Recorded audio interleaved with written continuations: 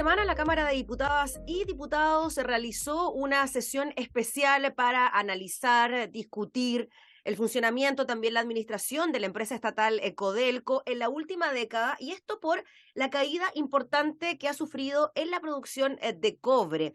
Quien estuvo muy pendiente, quien expuso en esta sesión especial con muchos antecedentes sobre lo que ocurrió durante esta última década con Codelco y la producción del mineral es el diputado Jaime Mulet, con quien tomamos contacto de inmediato. ¿Cómo está, diputado? Muchas gracias por el contacto. Muchas gracias a ustedes.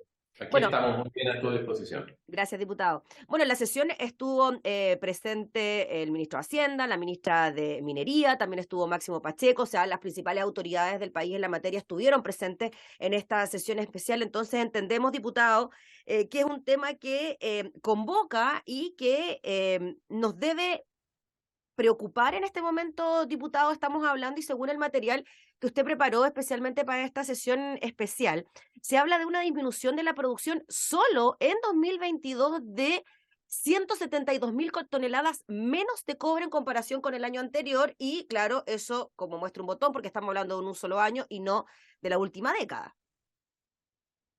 Bueno, claro, es preocupante, fíjate, muy preocupante. eh, y por eso que yo pedí la sesión especial. Me alegro mucho que haya estado, obviamente, el ministro de Hacienda, el ministro de Minería y Pacheco, el presidente de Codelco.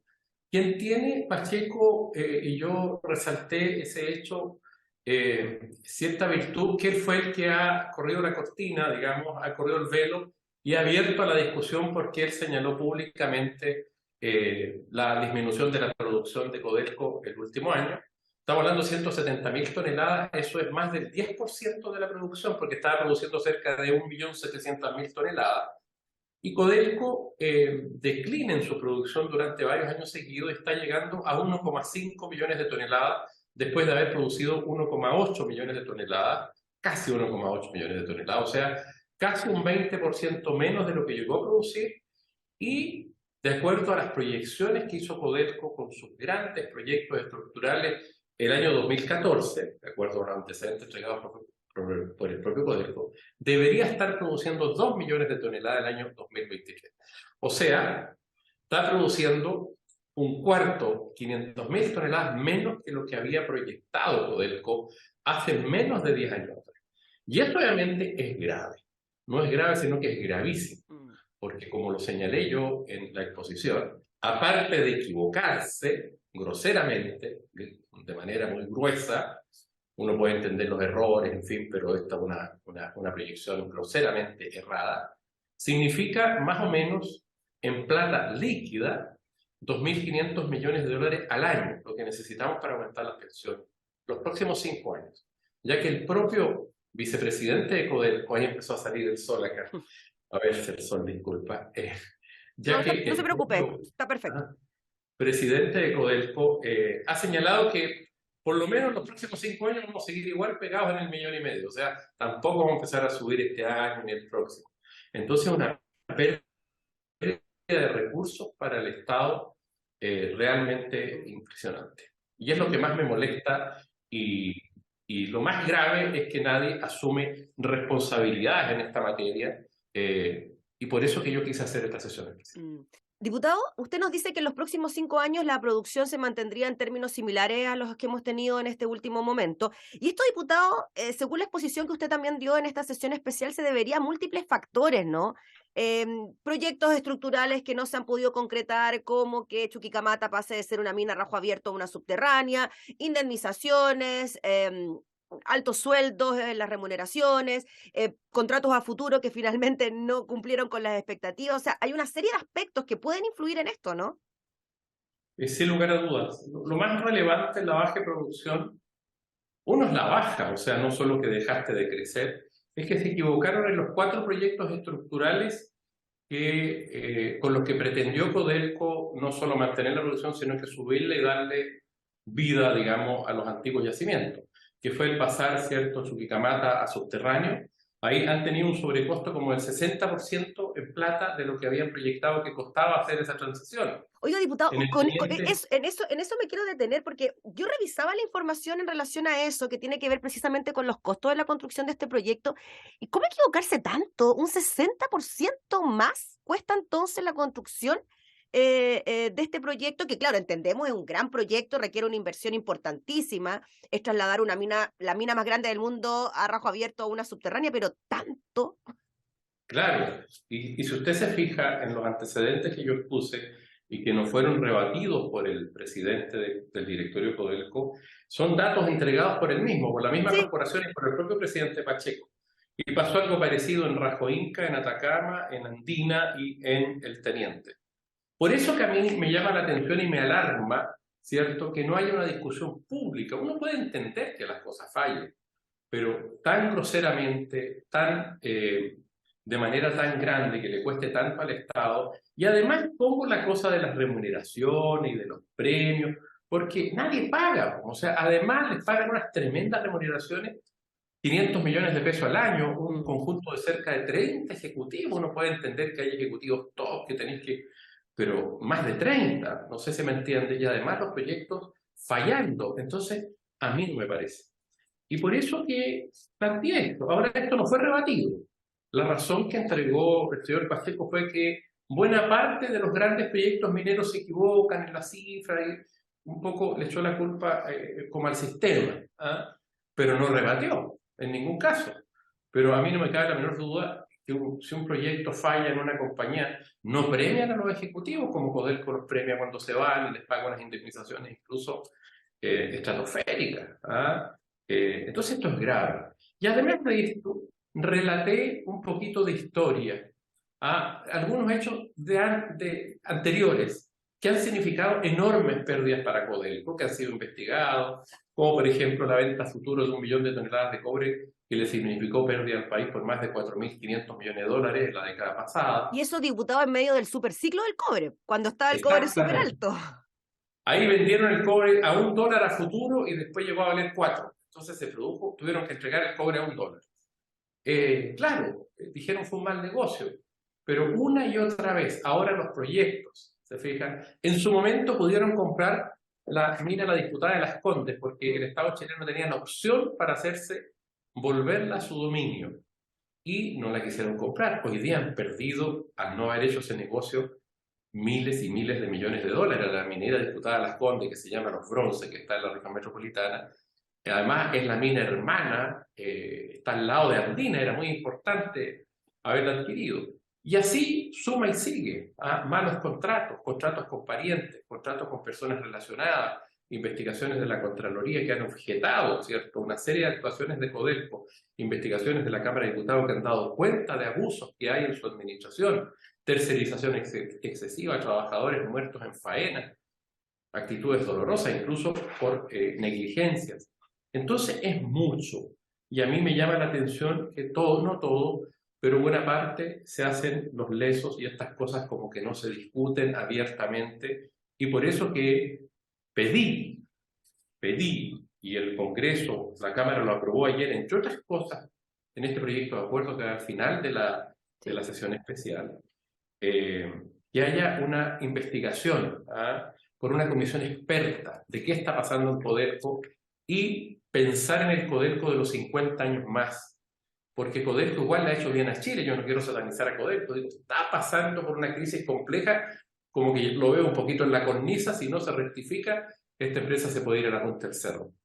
¿Ah? Diputado, ¿Sí? siendo un poquito abogado del diablo, poniéndonos del lado también de Codelco, lo que planteó también Máximo Pacheco en su exposición. Él habló de múltiples desafíos, dijo que la empresa es lejos el mejor negocio que tiene Chile, a pesar de la baja producción, dice que vende 20.000 millones de dólares y genera una utilidad de 10.000 millones, etcétera. Yo le quería preguntar por si los proyectos estructurales han tenido un retraso por ejemplo, evaluaciones de impacto ambiental, resoluciones de calificación ambiental. Se lo pregunto porque en el sector privado, por ejemplo, siempre hay quejas al respecto sobre el retraso en el inicio de los proyectos de inversión, precisamente por lo que puede ocurrir con el cuidado del medio ambiente, pero la burocracia que existe en paralelo a eso.